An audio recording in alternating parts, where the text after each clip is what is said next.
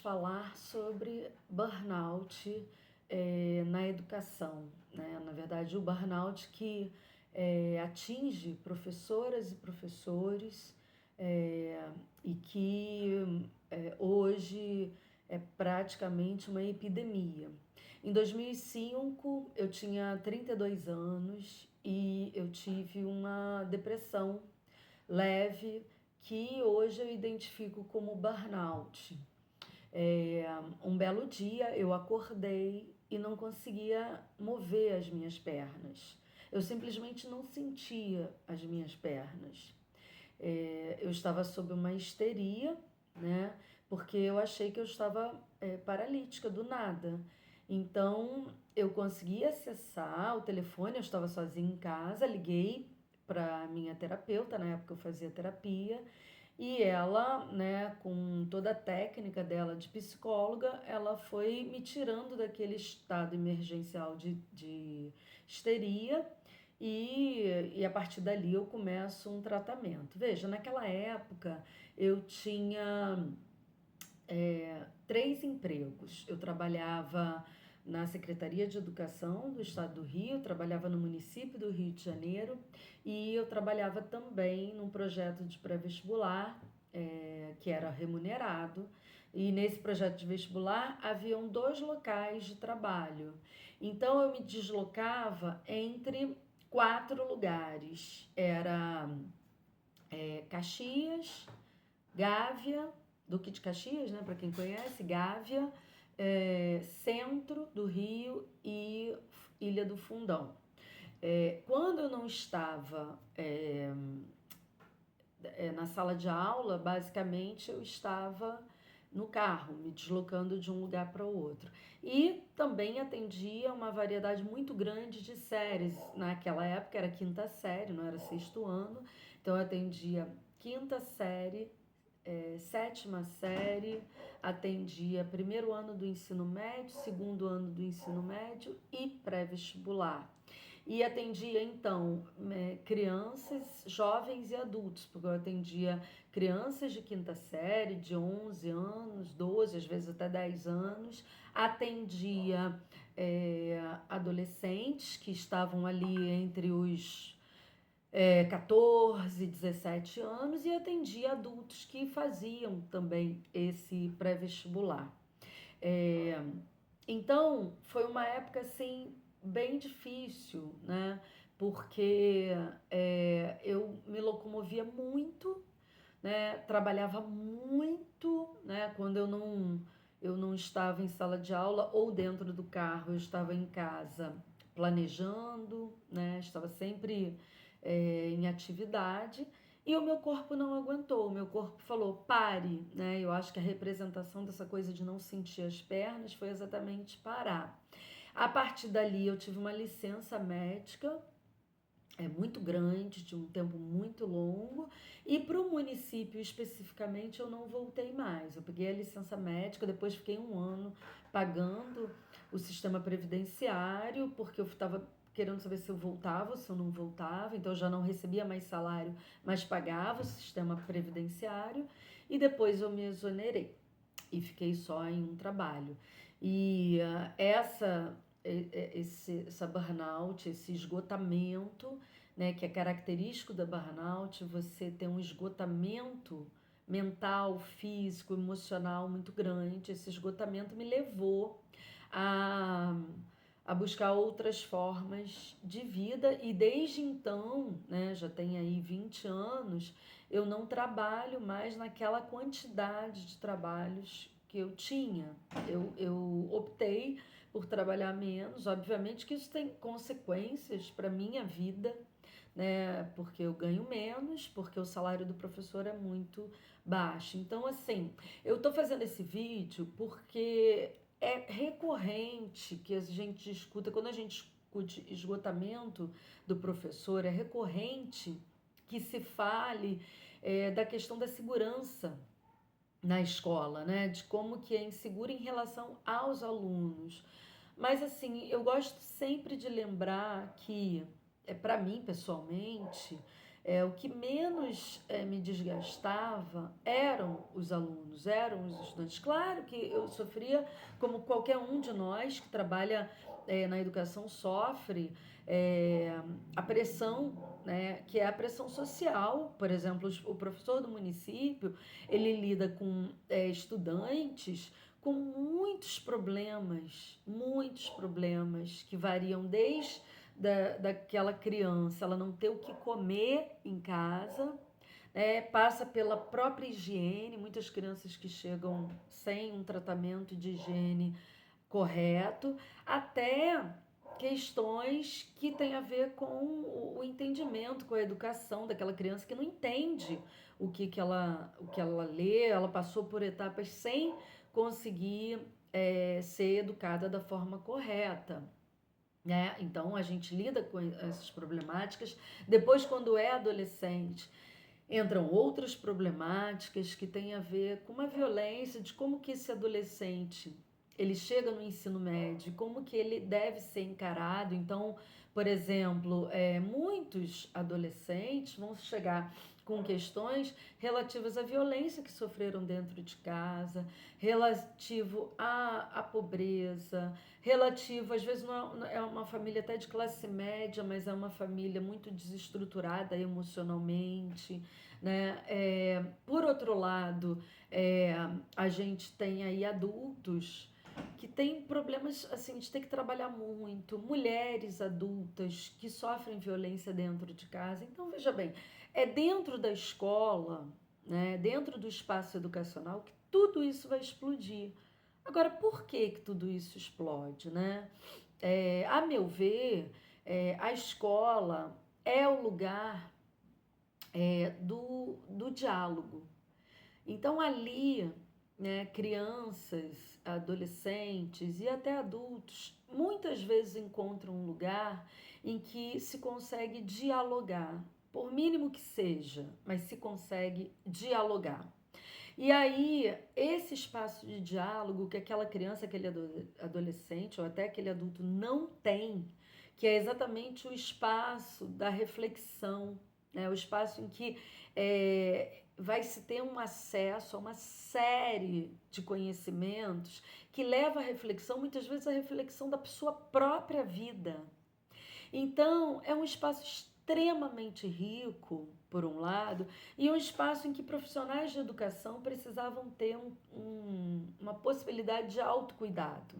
Então, quando o salário ele é baixo, quando esse profissional ele não é valorizado pelos governos, ou se for escola particular, não é valorizado pelo patrão, quando ele não é valorizado pela sociedade, ali já é digamos assim, um estopim, uma fagulha para uma burnout, né? Você tem, então, a desvalorização, digamos assim, ideológica, né? Junto com uma desvalorização concreta, que é a desvalorização do salário, e que, claro, que nós, educadores e educadoras, somos seres humanos e temos também as nossas questões e os nossos problemas.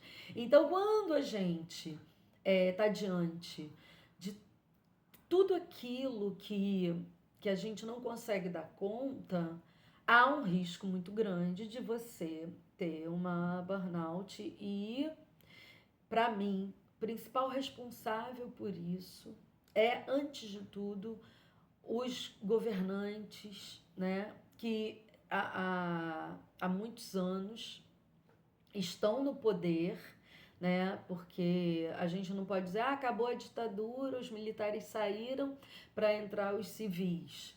Isso é uma visão muito limitada, até porque a gente sabe que a questão não é o indivíduo exatamente que está lá, né, mas é o projeto que está lá.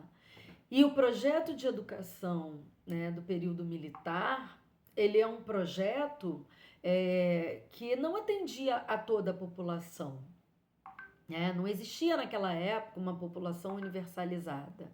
E hoje, né, você tem uma educação que se pretende universalizada, mas que os indivíduos que estão lá são neoliberais, defendem um capitalismo e, portanto, defendem que a educação ela gere lucro.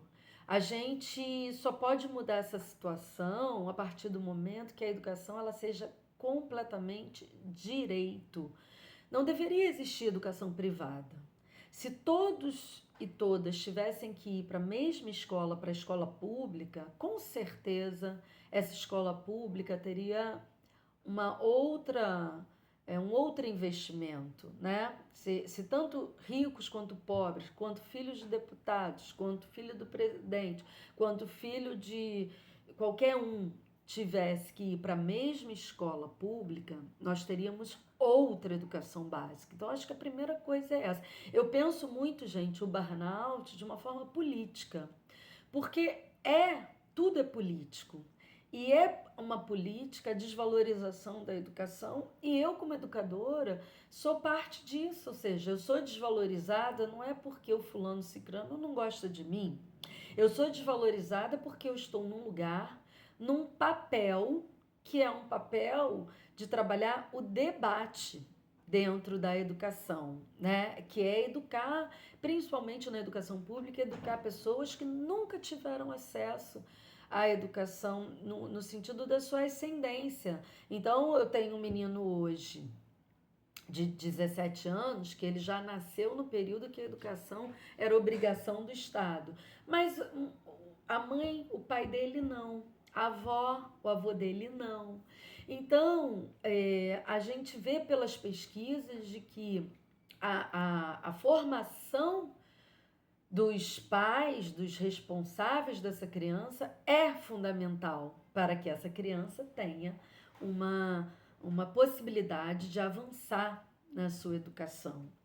Então, assim, a gente precisa pensar o burnout a partir de uma perspectiva política, para que a gente possa, inclusive, sair dele não entendendo como um problema individual, embora nos afete individualmente falando, né? Porque nos afeta, claro. Então, eu penso que pensar em desvalorização do professor é, antes de tudo, pensar nesse estado, em leis que a gente precisa mudar. Para mim, a primeira mudança que deveríamos fazer é a mudança em relação à ideia de que é possível existir educação privada. Penso que não. Penso que toda educação básica deveria ser pública. A partir daí já começamos a mudar. A segunda coisa é em relação ao salário do professor. Mesmo o governo federal tendo instituído o piso nacional, nós sabemos que muitos estados e municípios não cumprem o piso. O Rio de Janeiro é um deles. O professor, por exemplo, a rede que eu trabalho, o professor entra, o professor 40 horas, ganhando menos do que um piso salarial. Outra coisa é a dedicação exclusiva. Não dá para um professor ficar que nem eu ficava, circulando de uma escola para outra, pulando de cerco em cerco. É preciso que haja dedicação exclusiva e que essa dedicação exclusiva seja paga decentemente, né? Então, o professor ele tem que pertencer a uma escola, se dedicar àquela escola, né? Uma outra coisa para combater o burnout é a redução dos tempos de hora-aula.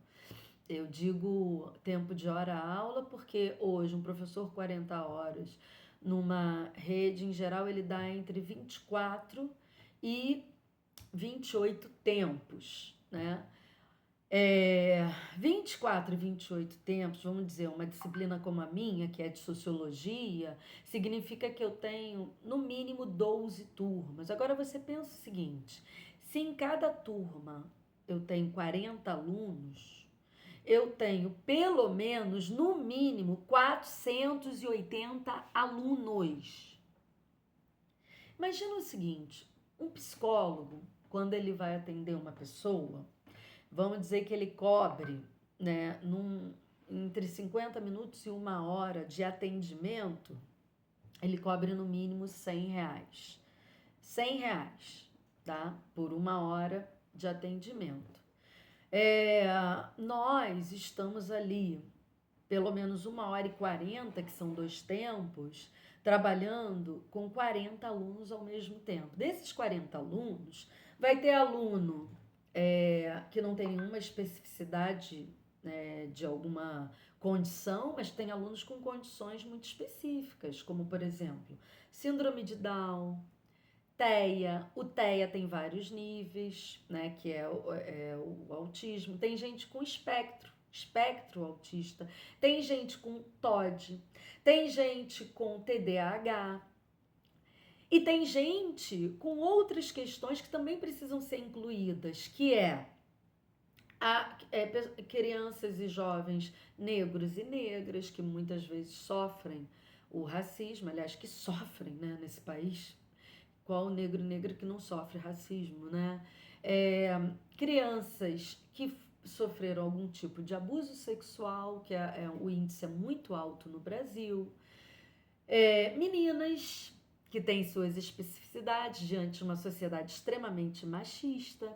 Meninos que também têm suas especificidades, porque nós precisamos educá-los para serem pessoas melhores, né? Meninos e meninas, né, que já vão discutindo a sua sexualidade, e muitos que já se assumem como gays, ou como lésbicas, ou como bissexuais, enfim, e outras variações. Então, percebe a diversidade que você tem em uma sala de aula. Mas você não tem só aquela turma. No meu caso, por exemplo, eu tenho 12 turmas. E aí, nessas 12 turmas, eu tenho que lidar com toda essa especificidade, ganhando muitas vezes numa hora aula 60, 70, 80 reais, considerando que muitas escolas particulares se paga menos, tá, gente? Menos do que isso. Porque, se eu não me engano, a aula básica de uma escola particular tá 20 reais, 25 reais, alguma coisa assim. Se eu não me engano, posso estar errada, tá? Mas é por aí. Não avança muito disso, não. Então, o burnout, ele primeiro precisa ser tratado como um problema de uma condição que hoje o professor tem de trabalho, que tem a ver com um excesso de trabalho, que tem a ver com um excesso de gente para ser atendida. Então, uma política para combater o burnout é reduzir o número de horas-aulas. Outra coisa, né? Se reduz o número de horas-aulas, se o professor é DE naquela instituição, ou seja, se ele tem dedicação exclusiva naquela instituição, é necessário que se diminua o número de aulas expositivas para que se aumente o número de pesquisa. Aluno tem que fazer pesquisa, estudante tem que pesquisar. Então, eu sou muito a favor da política de tutores, não.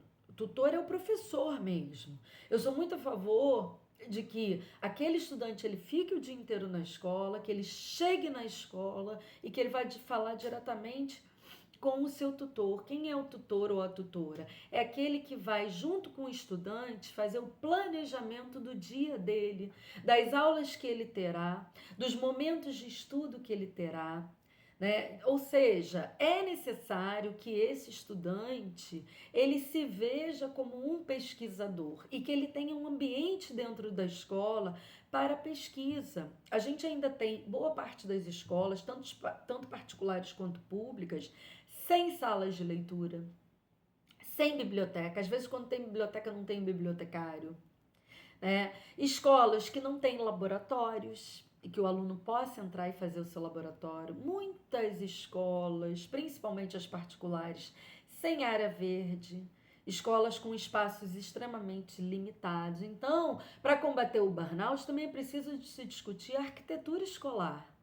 A escola precisa ter uma arquitetura de escola. Aqui no Rio de Janeiro, por exemplo, é muito comum você ver escolas que não têm a menor arquitetura para se estudar, para se pensar. Escolas que a sala de aula ou é muito pequena, ou a voz ecoa muito, ou a voz não ecoa. Escolas em que o espaço entre uma sala e outra é muito fino e se ouve o tempo inteiro vários sons. Escolas, por exemplo, que não tem quadra, e outras, quando tem quadra, as quadras se localizam embaixo da sala de aula, não é?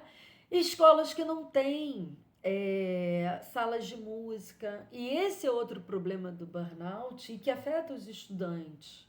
Gente, depois da reforma do ensino médio, da nova BNCC, né, tem escolas em que tem turmas, por exemplo, minha escola é uma dessas, que tem séries que não têm educação física.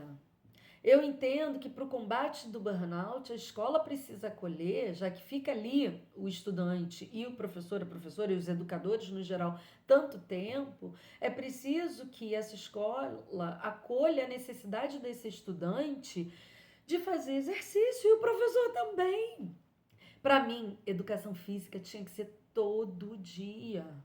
É preciso que a gente considere o corpo inteiro como nosso instrumento de aprendizado. A educação não vem daqui para cima só, não. A educação ocorre com o corpo inteiro, né? É... Gente, uma outra coisa para se pensar o burnout é você ter psicólogos e assistentes sociais dentro da escola, dando suporte e acolhimento. Essa lei já existe aqui no município do Rio e não é cumprida, ou seja, não se cumpre a lei. Esses profissionais, eles precisam estar dentro da escola porque eles precisam dar aporte, né? Então, quando eles dão aporte, quando a gente recebe um aluno que está mais acolhido e talvez com suas questões, com espaço dentro da escola, esse aluno volta melhor e isso gera menos problema. Enfim, então aqui, para pensar burnout, a gente precisa pensar numa mudança de qualidade, numa mudança profunda, numa mudança substancial dessa escola que recebe os estudantes e que tem ali os seus profissionais de educação trabalhando, né? É importante lembrar que ainda no Brasil você tem escolas sem água potável, você tem escolas com estruturas em que podem a qualquer momento pegar fogo, né? Você tem ainda uma discussão muito limitada e nada democrático sobre a merenda. Por que esses estudantes não podem conversar com os nutricionistas sobre a merenda que é oferecida? Merenda faz diferença? Faz. Se a gente pega os estudos sobre alimentação, a gente sabe que tem alimentos que agitam, tem alimentos que tranquilizam. Então, assim, tudo isso está dentro do debate do espaço escolar e do debate do burnout. Portanto, eu rechaço completamente essa ideia de que é só o professor ir se tratar. Não, não é. Na verdade, nós, professores, não queremos pegar licença. Nós queremos estar bem. Nós queremos estar inteiros e inteiras para o nosso trabalho. Só que a gente vem adoecendo muito com as condições de trabalho, né, com as pressões inúteis, porque tudo vem de cima para baixo. Aí quando você vê o secretário de educação, nunca foi professor de educação básica, não entende nada daquilo, né, que está se colocando ali. Como, por exemplo, na rede que eu trabalho, que o presidente da rede, ele é um comerciante, ele não é nem professor, nem pedagogo, nem ninguém ligado à educação. Então, isso é uma coisa muito séria. Isso gera adoecimento. E é disso que nós precisamos falar. O assunto é muito longo. Eu espero que vocês deixem aí nos comentários algo que tenham passando, principalmente vocês que são profissionais de educação. Um abraço e até lá.